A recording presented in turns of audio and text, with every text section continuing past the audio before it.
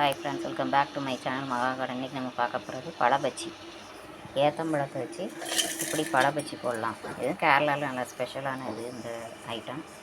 அப்புறம் மைதா மாவை, கொஞ்சம் மஞ்சத்தூள், லைட்டாக உப்பு போட்டு கரைச்சி வச்சுக்கிறோம். பஜ்ஜி போடுற மாதிரி கரைச்சி வச்சுக்கிறோம், முக்கி போடுற மாதிரி. தேங்காய் ப்ளஸ் இதை கீறி வச்சுக்கிறோம் பழத்தை. இப்போ ஸ்டஃப் பண்ணணும். தேங்காய் கூட ஜீனியை கலக்கணும். ஒரு 4 ஸ்பூன் ஜீனியை கலந்துக்கிறேன். இப்போது இந்த இதுக்குள்ளே இப்படி ஸ்டஃப் பண்ணி வச்சுக்கிறோம் தேங்காயும் இதையும். இப்போ இதில் முக்கி அப்படியே எண்ணெயில் போட்டு எடுக்கணும்.